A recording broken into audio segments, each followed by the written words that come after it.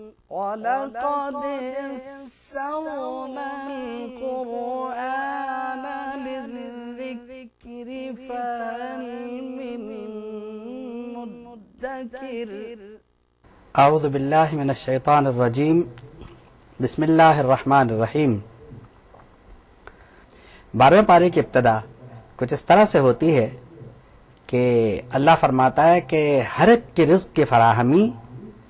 یہ نہ صرف اللہ کی ذمہ داری ہے بلکہ اللہ کی طرف سے رزق فراہم بھی بہت اچھی طرح سے کیا جاتا ہے، اور کوئی یہ نہ سمجھے کہ اللہ کو کسی کے ٹھکانے کا علم نہیں۔ ہر ایک کے بارے میں یہ علم ہے کہ اسے یہ رزق کس مقام پر پہنچنا ہے، اور یہ سب کچھ ایک یعنی اس کے علم میں اس کے پاس یہ سب کچھ موجود ہے۔ کل فی کتاب مبین، ایک کتاب میں یہ سب کچھ موجود ہے۔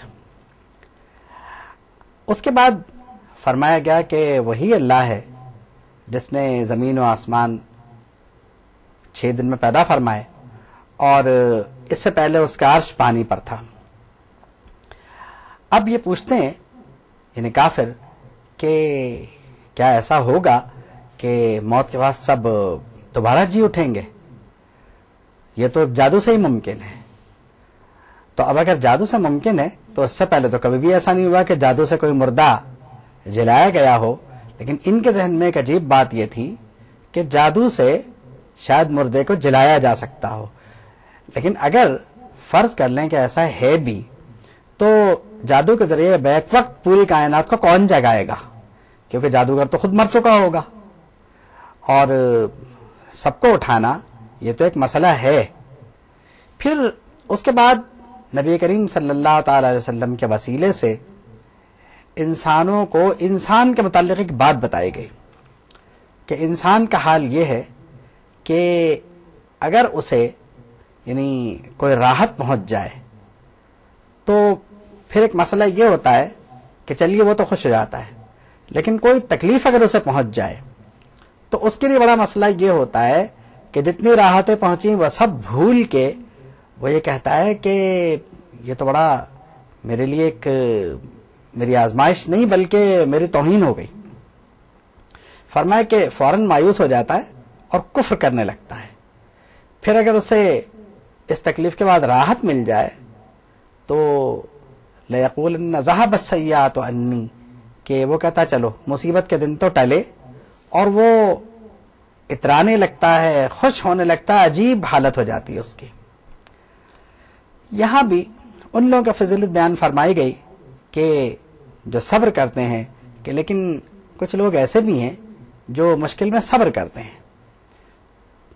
اور صبر کرنے کے بعد نیک اعمال کرتے ہیں، یعنی صبر کے ساتھ نیک اعمال کرتے ہیں، تو ان کے لیے مغفرت ہے اور اللہ کے یہاں ان کے لیے بہت بڑا اجر ہے۔ پھر روئے خطاب نبی کریم صلی اللہ تعالی وسلم کی طرف ہوتا ہے، اور کفار کی ایک طبیعت یا ان کی فطرت بتائی جاتی ہے کہ ان کا خیال یہ ہے کہ شاید آپ وحی کی تلاوت کا کچھ حصہ چھوڑ دیں، یا آپ ان کے بار بار کے ان حملوں سے تنگ ہو جائیں، کیونکہ یہ کہتے ہیں کہ اگر یہ نبی ہیں تو پھر ان کے ساتھ حفاظت کے لیے فرشتہ کیوں نہیں ہے، یا پھر ان پہ کوئی خزانہ کیوں نہیں نازل ہو جاتا؟ اگر یہ ہو جائے تو ہم چلیے ان کے نبوت کو مان لیں گے۔ تو یہ تنگ کرنے والی بات ہے۔ فرمایا کہ انما انت نذیر، آپ تو صرف ڈرانے والے ہیں،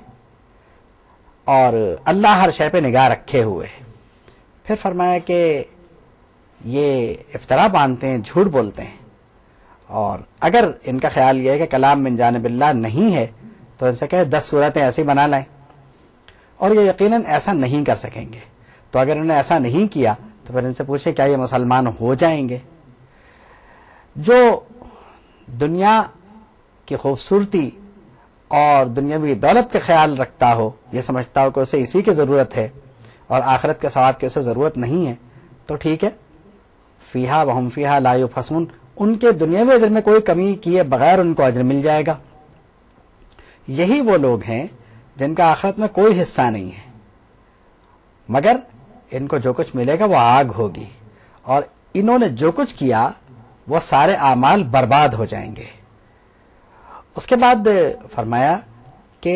آپ تسلی رکھیں، اولئک لم یکونوا معجزین فی الارض، یہ اللہ کو عاجز نہیں کر سکتے، اور یہ تو کیا اگر ان کے جو مددگار ہیں وہ بھی ان کے ساتھ مل جائیں تو وہ اللہ کو عاجز نہیں کر سکتے۔ یہاں عقیدے کے طور پر ایک بات ذہن میں یہ رہے کہ اس سے مراد کفار ہیں، یعنی کفار اور ان کے بت،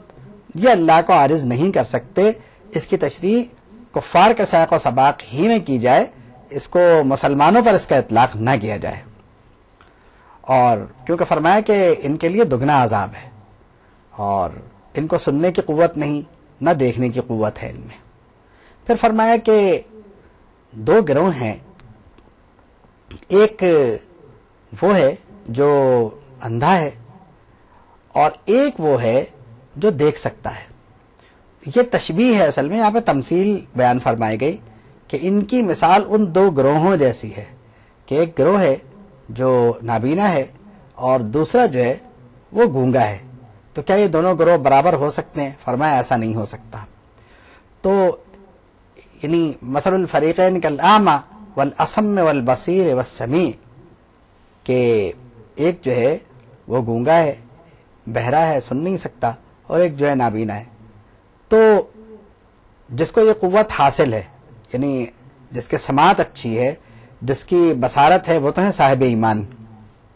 اور یہ جو دوسرے ہیں یعنی گونگے اور نابینا اور جو نہ سن سکنے والے، یہ وہ ہیں جو کافر ہیں۔ پھر فرمایا کہ افلا تتفکرون، تم غور کیوں نہیں کرتے؟ پھر حضرت نوح علیہ السلام کی قوم کا اور حضرت نوح کا قصہ سنایا۔ حضرت نوح نے تمام گفتگو ان سے کی، اور اس آیت کریمہ میں یعنی اس رکوع میں بلکہ حضرت نوح علیہ السلام نے اپنی قوم کو جو کچھ فرمایا وہ موجود ہے، اور اس کا خلاصہ یہ ہے کہ انہوں نے فرمایا کہ میں تو اللہ کی طرف سے بشیر و نذیر ہوں، اور تم سے یہ کہتا ہوں کہ تم اللہ کے سوا کسی کی عبادت نہ کرو۔ تو انہوں نے کہا کہ ہم آپ کی بات کیسے مان لیں، ہم جو لوگ آپ کی طرف آتے دیکھتے ہیں اور جو آپ کے ساتھ ہیں اس وقت لوگ، وہ تو بڑے غریب سے لوگ ہیں، یہ اس بات کی علامت تو نہیں کہ آپ اللہ کے نبی ہیں، تو ہم آپ میں کوئی فضیلت تو نہیں دیکھتے اس طرح کی، اور آپ ہماری طرح کے ہی بشر ہیں۔ تو آپ نے فرمایا کہ یہ جو غریب سے لوگ ہیں ان کی بہرحال اللہ کی نظر میں یعنی ایک عزت تو ہے، اور دوسری بات ہے کہ میں تمہیں خوش کرنے کے لیے یہ نہیں کہہ سکتا کہ ان غریب لوگوں کو اللہ اجر نہیں دے گا۔ اور پھر فرمایا کہ میری نصیحت تم کو تمہارے لیے فائدہ مند اس لیے نہیں ہوگی کہ اگر تمہارے کفر کے سبب اللہ رب العالمین تمہیں گمراہ قرار دے چکا ہو تو وہ تمہارا رب ہے اور تمہیں اسی کی طرف لوٹنا ہے۔ پھر فرمایا کہ جو الزامات تم مجھ پہ لگاتے ہو وہ جرائم جو ہے ان سے میں بری ہوں، اور یہ جو یعنی تمہارے الزامات ہیں یہ غلط ہیں۔ پھر چوتھے رکن فرمایا گیا کہ حضرت نوح کی طرف یہ وحی کی جا چکی تھی کہ یہ لوگ جو ہیں وہ ایمان نہیں لائیں گے، تو اب آپ اپنا کام کیجئے، کشتی بنائیے اور سفر کی تیاری شروع کیجئے۔ اب اس درمیان ان کا جو بھی سرداروں نے مذاق اڑایا ہو، جو بھی ہوا ہو، وہ سارا واقعہ قرآن مجید میں دیکھا جا سکتا ہے۔